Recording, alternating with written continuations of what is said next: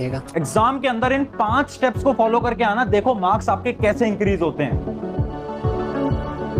सो hi everyone, मेरा नाम है Prashant, mentor of thousands of students. अच्छा, आपने नोट करा होगा ना, कुछ ऐसे आपकी क्लास के स्टूडेंट्स होंगे, या तो वो स्टूडेंट आप भी हो सकते हो, जो कि एग्जाम से कुछ दिन पहले पढ़ते हैं, 1 रात पहले पढ़ते हैं, 2 रात पहले पढ़ते हैं और मार्क्स बहुत अच्छे लेकर आते हैं।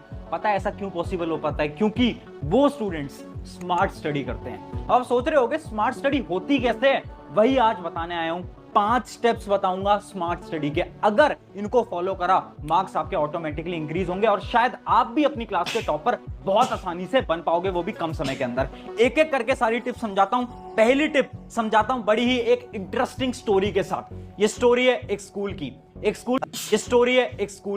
एक स्कूल के अंदर एक बार एक टीचर होते हैं जो कि क्लास के अंदर आते हैं। क्लास के अंदर आकर वो बड़ा ही एक टफ सवाल दे देते हैं सभी स्टूडेंट्स को, एक ऐसा सवाल जो कि क्लास का एक भी बच्चा सॉल्व नहीं कर पाता।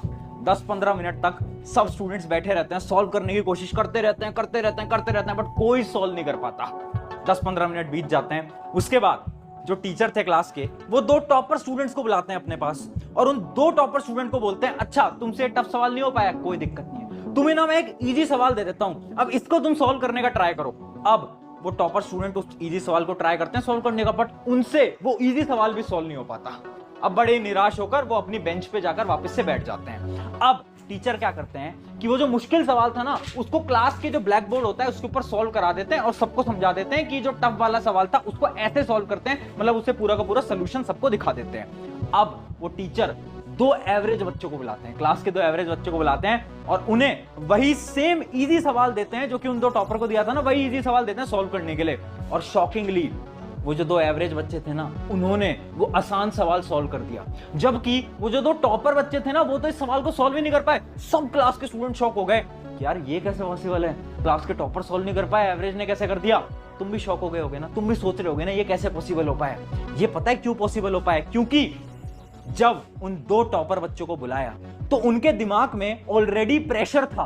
किस चीज का प्रेशर? कि एक सवाल तो हमसे ऑलरेडी सॉल्व नहीं हो पाया, है ना, एक मुश्किल सवाल जो कि हम 15 मिनट से सॉल्व करने की कोशिश कर रहे हैं वो तो हमसे ऑलरेडी सॉल्व नहीं हो पाया, अब एक दूसरा सवाल और दे दिया। उनके दिमाग में ऑलरेडी प्रेशर था, जिस प्रेशर की वजह से वो एक आसान सवाल भी सॉल्व नहीं कर पाए।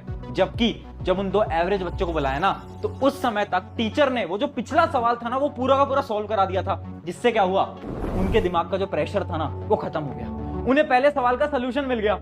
अब जब उनको दूसरा सवाल दिया गया जो कि एक आसान सवाल था, तो उन्होंने बड़ी आसानी से उस सवाल को सॉल्व कर दिया। तुम सोच रहे होगे भैया ये कहानी आप हमें क्यों बता रहे हो?